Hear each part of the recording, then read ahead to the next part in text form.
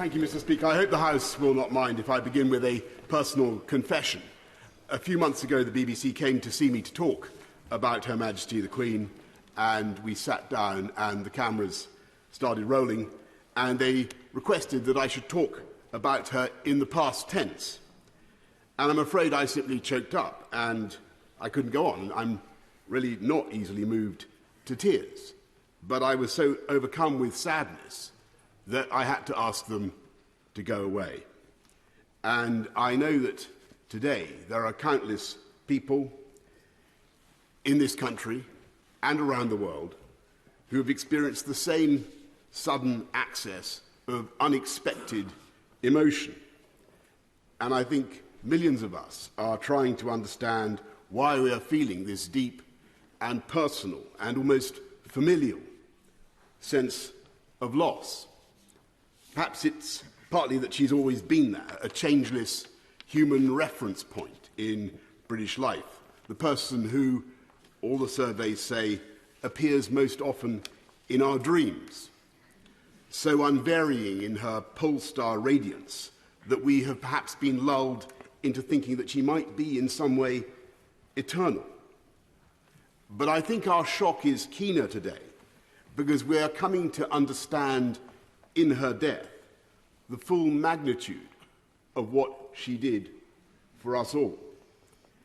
And think of what we asked that 25-year-old woman all those years ago.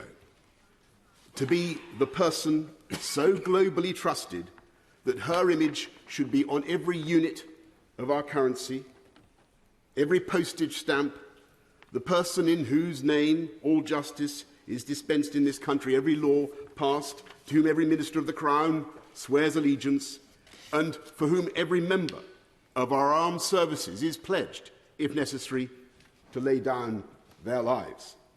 Think what we asked of her in that moment.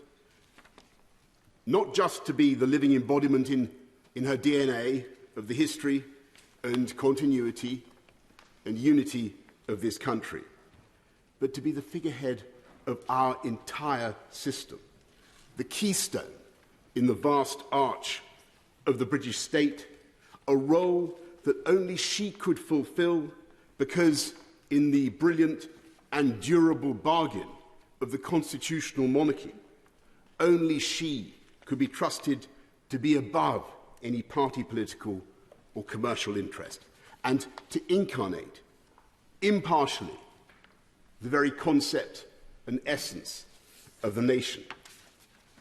Think what we asked of her and think what she gave. She showed the world not just how to reign over a people, she showed the world how to give, how to love, and how to serve. And as we look back at that vast arc of service, its sheer duration is almost impossible to take in. She was the last living person in British public life to have served in uniform in the Second World War. She was the first female member of the royal family in 1,000 years to serve full-time in the armed forces, and that impulse to do her duty carried her right through into her 10th decade to the very moment in Balmoral, as my right honourable friend has said, only 3 days ago, when she saw off her 14th Prime Minister and welcomed her 15th. And I can tell you, in that audience, she was as radiant and as knowledgeable and as fascinated by politics as ever I can remember, and as wise in her advice as anyone I know, if not wiser.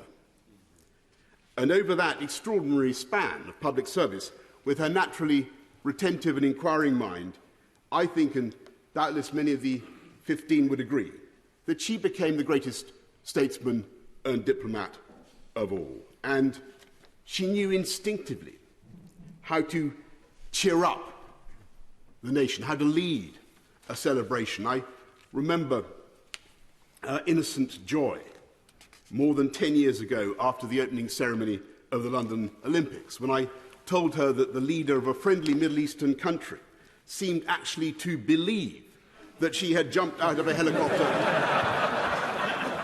in a pink dress and parachuted into the stadium. And I remember her equal pleasure on being told just a few weeks ago that she had been a smash hit in her performance with Paddington Bear. And perhaps more importantly, she knew how to keep us going when times were toughest. In 1940, when this country and this democracy faced the real possibility of extinction, she gave a broadcast, aged only 14, that was intended to reassure the children of Britain. She said then, "We know, every one of us, that in the end, all will be well." She was right. And she was right again in the darkest days of the COVID pandemic, when she came on our screens and told us that we would meet again. And we did. And I know I speak for other Prime Ministers, when I say ex-Prime Ministers, when I say that she helped to comfort and guide us, as well as the nation, because she had the patience and the sense of history to see that troubles come and go and that disasters are seldom as bad as they seem. And it was that indomitability, that humour, that work ethic and that sense of history which together made her Elizabeth the Great. And when I call her that, I should add one, Elizabeth the Great, I should add one final quality, of course, which was her humility, her single-bar electric fire Tupperware using refusal to be grand.